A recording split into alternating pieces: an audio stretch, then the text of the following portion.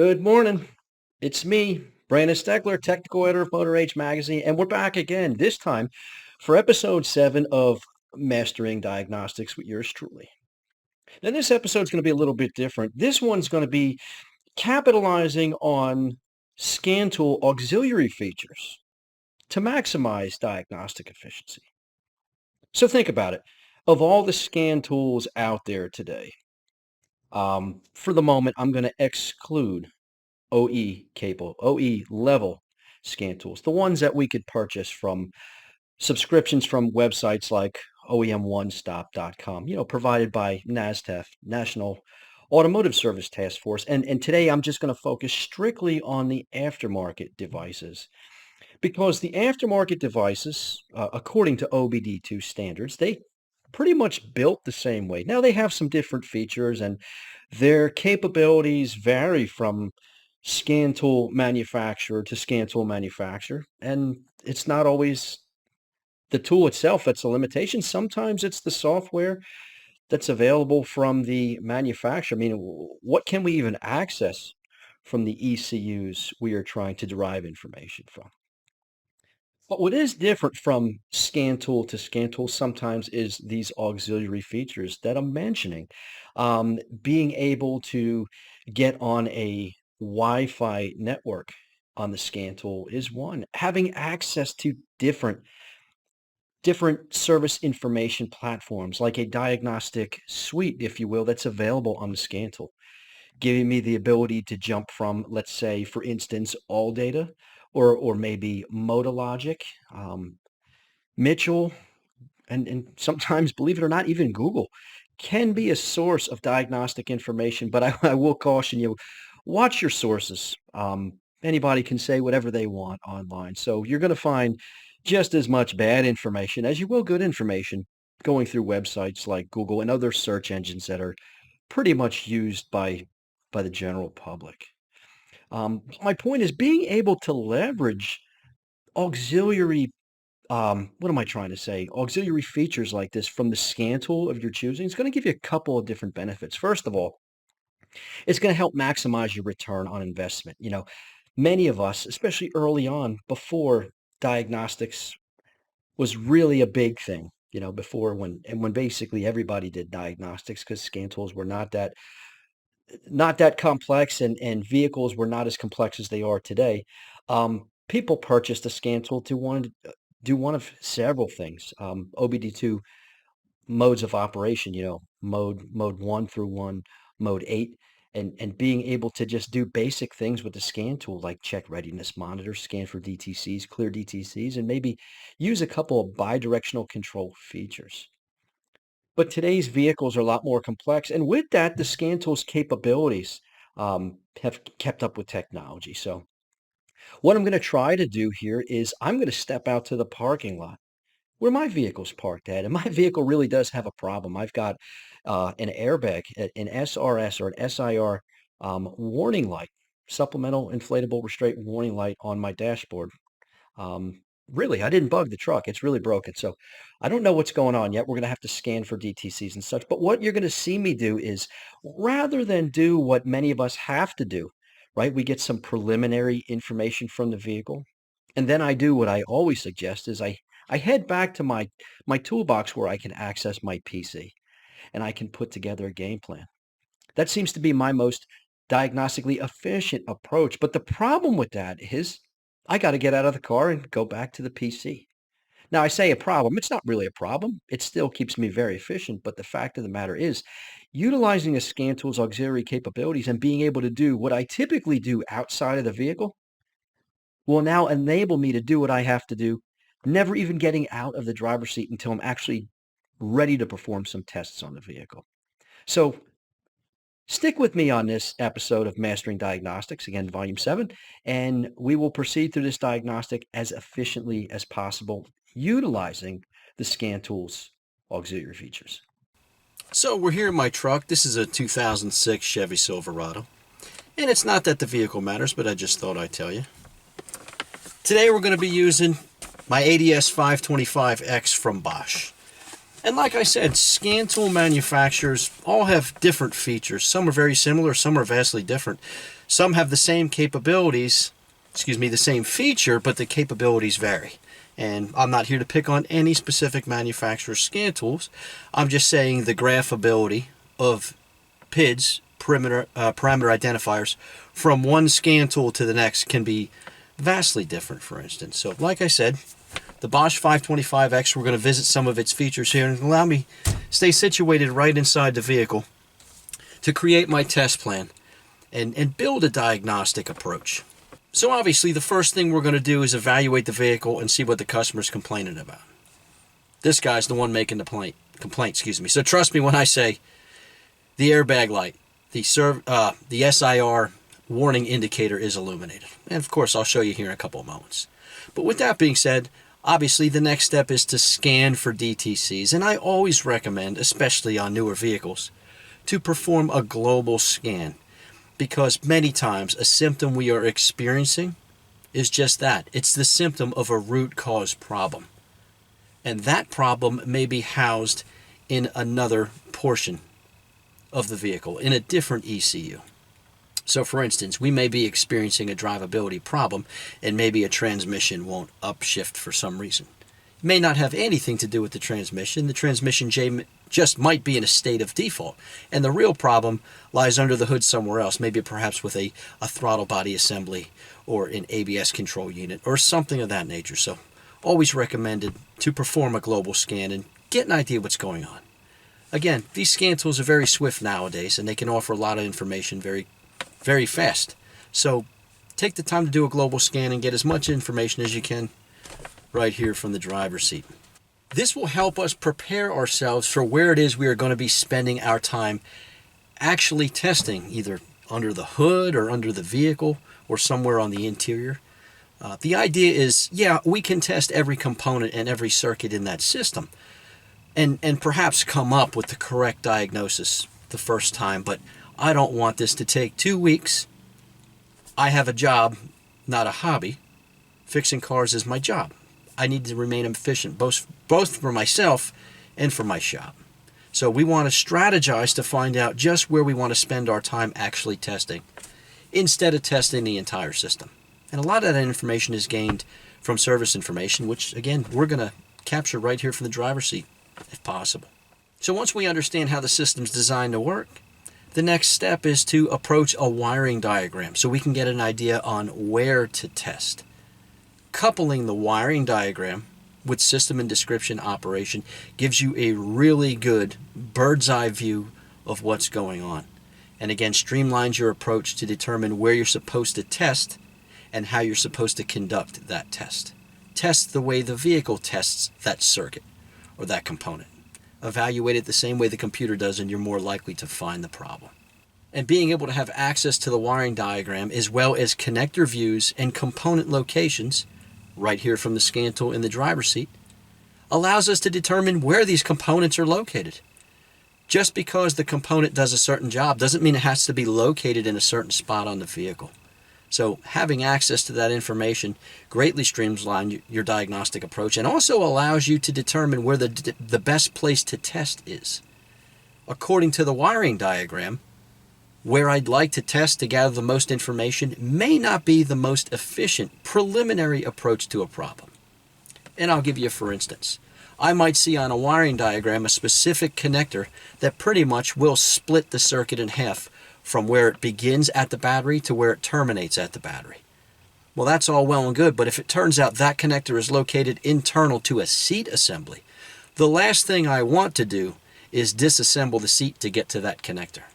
Instead, I will choose another connector that may not give me the most information for the test I'm performing, but it will at least tell me if I'm headed in the right direction. Meaning, if I have to take the seat apart to get to that connector that I desire to get to, at least I have a reason to do so, because the previous test I performed justified taking that seat apart. So, let's get started. We're going to approach the vehicle, view the dashboard, see the light, begin with our global scan, and we'll go from there. So we're at the main screen of the Bosch ADS 525X. And what we're going to do is a quick scan to see what DTCs are stored on the vehicle.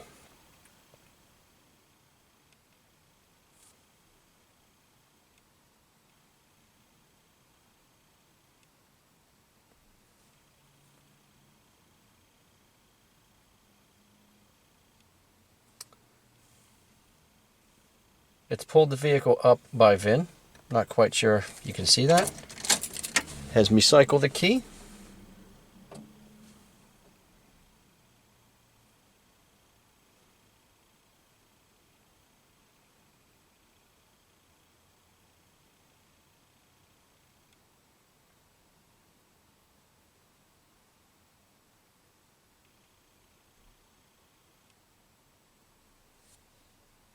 After scrolling through this list, our airbag module has stored a DTC. And the details say it's current in history for the electronic front end sensor number 2 for performance. So we're going to have to research that a bit further. The details in that code show some code assistance capabilities that the scan tool is showing us. Because it references all of these different service information platforms, it tells us some tips on what frequently fixes the problem. And on many of these, it's showing that replacement of the crash sensor was required. Now, I got to warn you, you have to be careful with information like this because I found this to be common. I found it that a technician replaces a component, clears the DTCs, goes on a road test, and the DTC does not reset right away.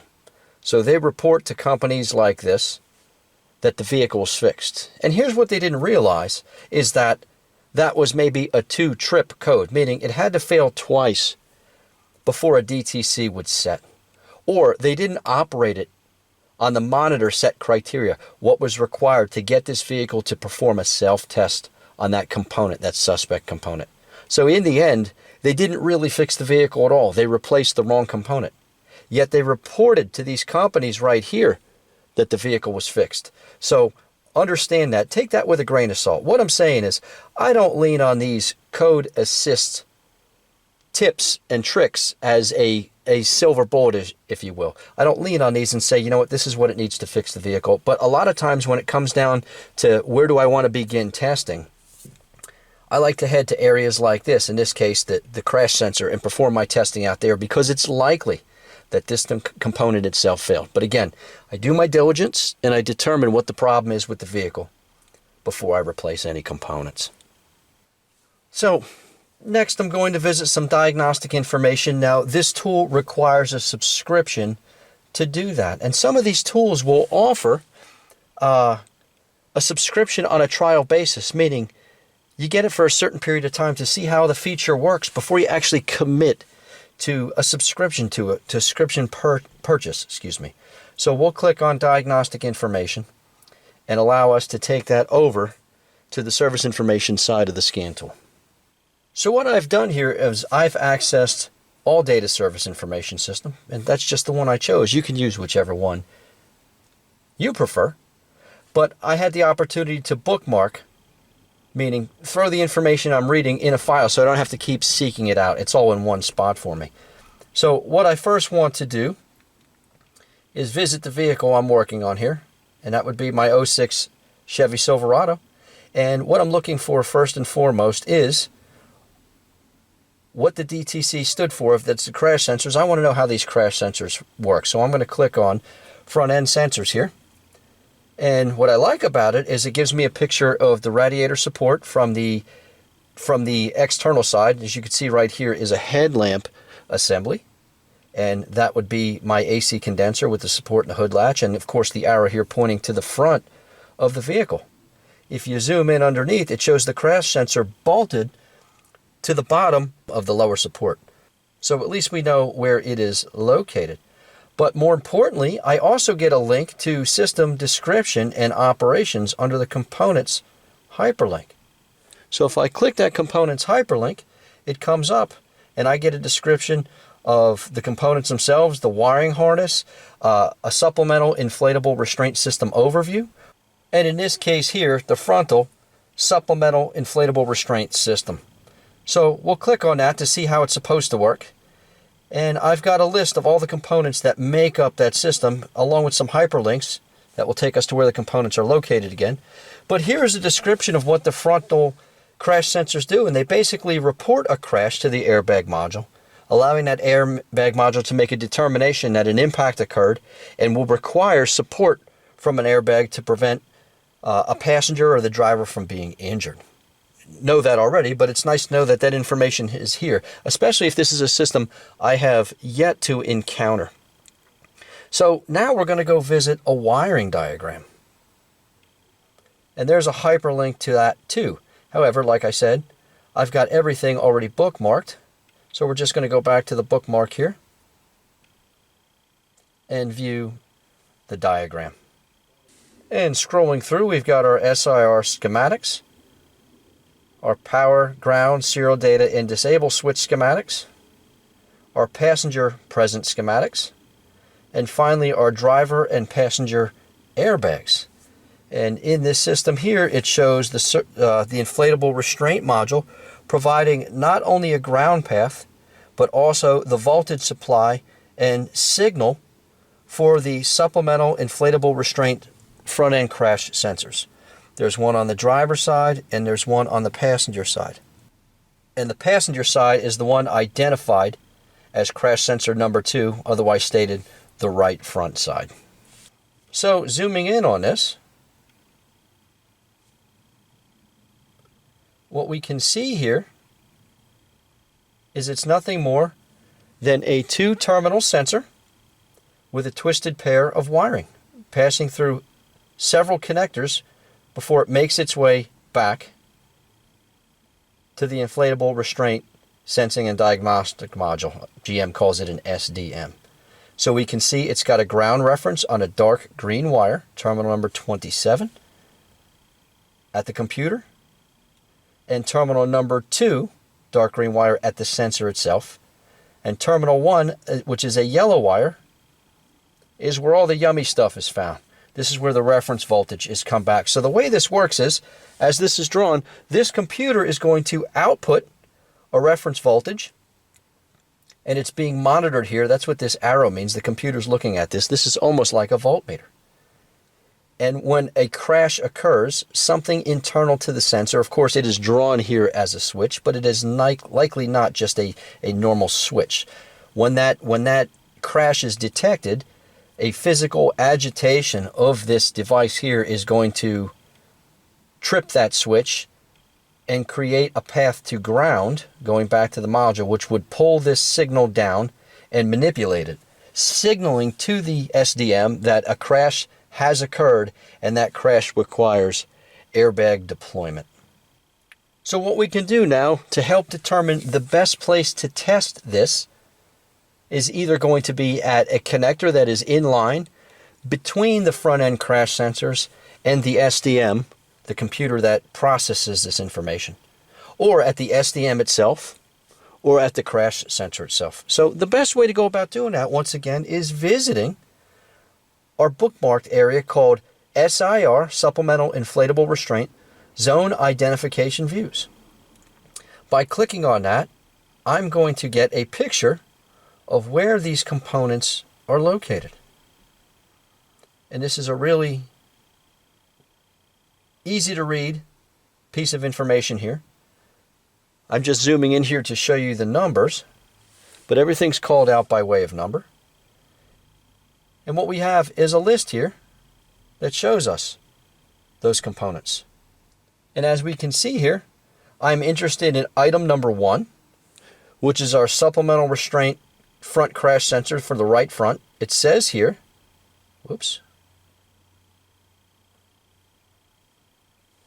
it says here it's located on the right front cross member. We knew that already. And item number 7 here, which they're calling the SDM, or Sensing and Diagnostic Module. It says it's located under the left front seat, under the carpet. So as I always say, there's more than one way to skin a cat, and there's many ways to diagnostically approach a vehicle. But my goal in my approach is to always choose the most efficient path. And I do that by understanding the few things we've checked out. How does the system function? How is it configured? Meaning, what or who are all the players in the game? And once we identified what those players are, if we don't know how they function, we have to do some research, which is exactly what we did. We got that information from system description and operation, also what was derived from analyzing the well-drawn wiring diagram. So here's what we have to keep in mind considering this vehicle's SIR system configuration for the front-end sensors. We've got our SDM, our Sensing and Diagnostic Module, which is not only the computer that outputs the reference voltage, but also monitors that change in reference voltage to determine if a crash event occurred and was enough to require deployment of an airbag to protect the passengers and the driver from impact. And then second, on the outside of the computer, we have our crash sensor. That's what we'll call it. And that crash sensor is what manipulates the circuit. So we see that crash sensor is provided a ground path at all times and a reference voltage, and that normally open switch that was drawn internal to that crash sensor will close upon impact. So think about this. If I were to test at the SDM, the computer, which is right beneath my butt right here, underneath the driver's seat, it'd be a nice place to test because I'm not laying around underneath the vehicle. I don't have to put the vehicle up in the air to test. But let's think about the possibilities. If the ground wire itself was severed, for instance, between the sensor and the SDM, I would never know because the SDM itself provides the ground path. So for that reason, I always want to go to the device. Does it have everything it needs to work? Is the reference voltage that leaves the SDM making its way through all the connectors from underneath the driver's seat all the way out to the lower radiator support and up to the sensor? And then is there a ground path at the sensor that returns back through the STM where it finds its reference ground point, maybe at the chassis? If I have that stuff up there, it proves the circuit's intact. Versus if I measure those same values at the STM, it just proves that the STM has a path to ground and a reference voltage, but it does not prove that it made it out to the sensor. So again, this is where system configuration comes to be and why it is an important aspect in our diagnostic approach. Now we're going to go back to our flow chart for our DTC, and if we can establish through that flow chart some clues, some tips. I don't like to follow flowcharts step by step necessarily. Now, I'm not telling you to ignore the flowcharts because the manufacturer knows what's best to safely and likely most accurately diagnose this vehicle as often as possible. But I do like to visit flowcharts to get an idea of expected values, what the ECU wants to see to determine is that system or circuit functioning correctly or is there a problem. So I'm going to go back here to my scan tool and get away from service information for now. I don't want to rescan the entire vehicle, I just want to go back to SIR. So I will go to DTCs and simply select airbag. Rather than scanning the whole vehicle, I'll just scan the airbag module to save time, because that's all I'm concerned with today in this diagnosis.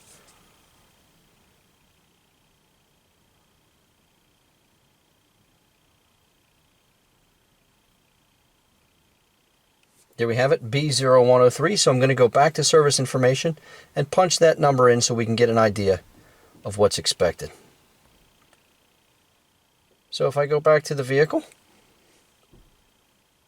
and I go to Diagnostic Trouble Codes,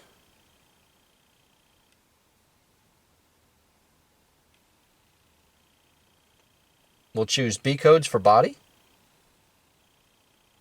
and find the appropriate DCC, B0103. Now again, it gives you the circuit description of what the crash sensors do. It gives you the DTC descriptors, what each one of those DTCs means. It tells you the conditions for running the DTC, meaning what is required for the computer to even test the circuit. And it also tells you what would cause that circuit to be determined to be a failure. So that information is very, very important in many circumstances. It basically says a valid ID message from that sensor going to the computer has not been received within 5 seconds of the front end crash sensor being powered up. Second, a message was not received at all, which is a good possibility here. Third, the SDM has failed to reset the front crash sensor. And the other ones are pertaining to different DTC. So it also tells us the action taken when the DTC sets, that the airbag light is turned on. And it also says what it takes to clear the DTCs. But here's what I'm interested in. It gives you a step-by-step test description on what to do in a situation that you are not familiar with the vehicle. We're going to read through this to see if we can learn something. The flowcharts that we see printed in service information can be very useful, but again, I don't like to follow them step by step each and every time if I can avoid it. They're designed to help the average technician fix most of the problems most of the time. That's what they're written for. But they don't help the technician fix every problem all the time. So I don't use them as step-by-step instructions, but I do use them for pieces of information that could help make my job easier, like resistance specifications and thresholds. And by following the directions, it can give you a clue on what to expect on each one of the circuits. So if we were to reference what we were able to pull up through service information, it says basically to unplug the SDM here under the seat and unplug the sensor under the lower rad support and check each one of the circuits individually for continuity from one end to the other, for shorts to voltage, or shorts to ground, or even shorts to one another. And if all else is well, then they suggest that you verify the terminals are tight and clean and free from corrosion, and then eventually to replace the sensor, and if that doesn't fix it, then, replace the SDM. That would certainly get me to the root cause of the problem. However, that takes a little bit more. If we think this through, we can accomplish all those goals dynamically with the sensor and the SDM still plugged in.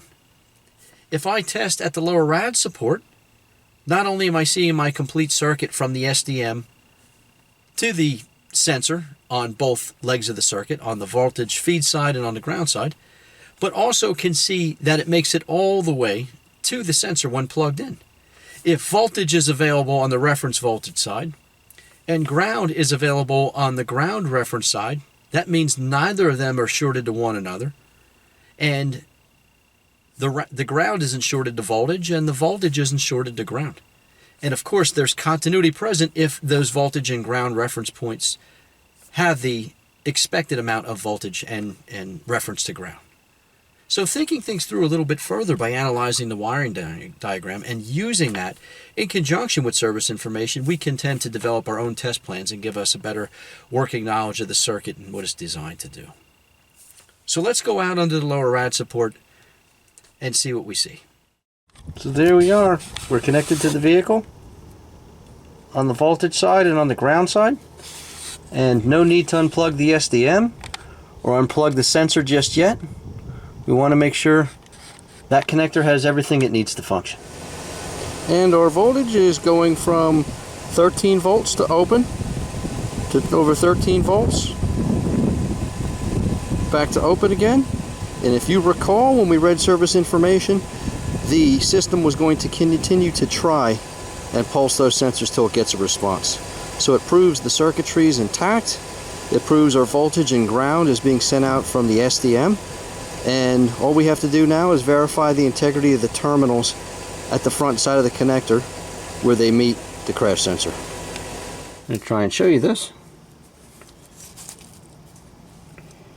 It's hard to focus because I am upside down under the vehicle.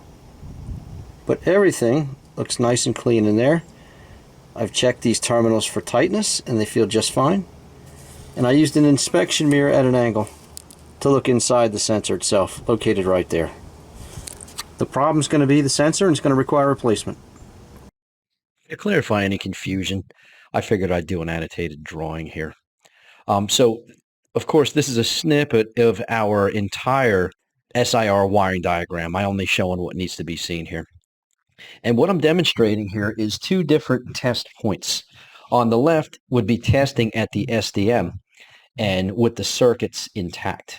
And of course, as our ECU, or inflatable restraint module, or SDM, is outputting that pulsed 12 volts, I should say battery voltage, or even charging system voltage if the truck's running, as you saw in the video, we will see that rhythmically pulse from 0 to approximately source voltage. I just made it 12 and a half, just, for grins, nice and easy. Of course, if we measured at the inflatable restraint crash sensor, as I did in the video, we'd have the same test results. But here's where a problem comes into play. If we were to sever the circuit here, our test would be different from one end to the next. If we tested down here at the SDM, we would still have our 12 and a half volts available here and our reference ground here, leaving a difference in potential across our meter leads of 12 and a half volts. So what I'm getting at is if we totally opened up this circuit, we would never even know there's a problem. And of course, we would have to test the way they recommended in service information, step by step, one wire at a time, unplugging, checking for continuity from one end underneath the seat to the other underneath the rad support on one wire, and doing the same on the other wire, and then testing for continuity to ground with the harness isolated, and then checking for shorts to power or shorts to each other. And through logical deduction, we'd end up replacing the sensor. But what I proposed in the video was a simple test using logic, because we know how the sensor circuit works. The ECU is going to output a reference voltage and look for a potential indifference between the two test leads. Well, if the circuit is intact, the 12 and a half volts will be out here, as we've proven.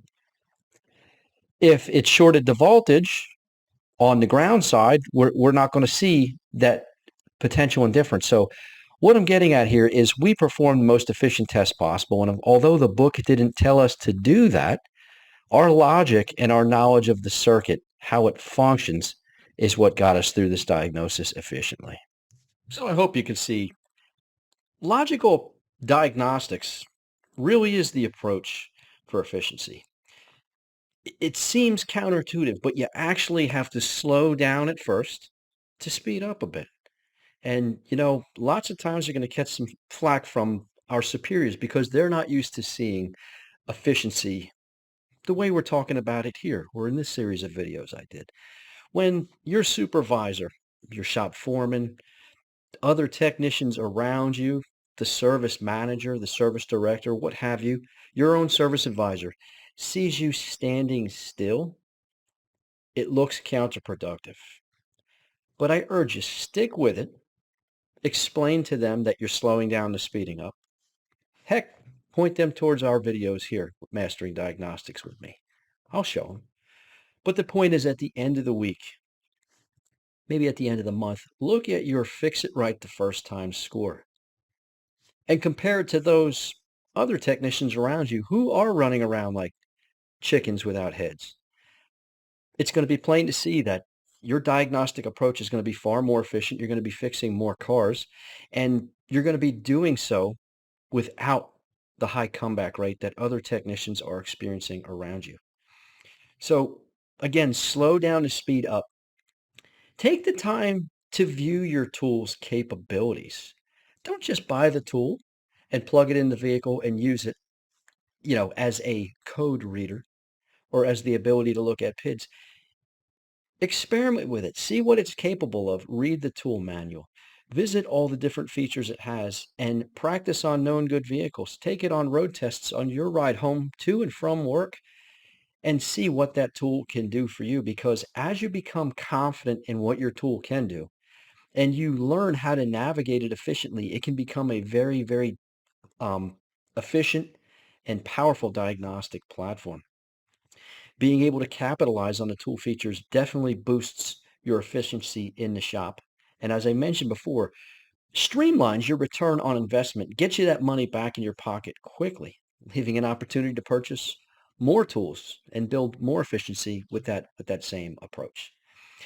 Being able to reference service information right from the driver's seat allows you to do what you had to do before without getting up and running around and going back to your toolbox. And this is especially handy when you're on the road. I don't mean driving, I mean off to the side of the road when we view our scan tool. As long as you have Wi-Fi network, you can access that service information platform that you rely upon so heavily, or multiple avenues for service information. But the key is every time you pick up this scan tool and you start to utilize it for different features, you're going to become more efficient in navigating the scan tool, and it becomes more and more of a powerful diagnostic device for efficiency. So the more you practice, the more you get better at it. Again, I'm Brandon Steckler, technical editor of Motor Age Magazine, and I really want to thank you for joining me on this episode of Mastering Diagnostics. Take care. We'll see you next time.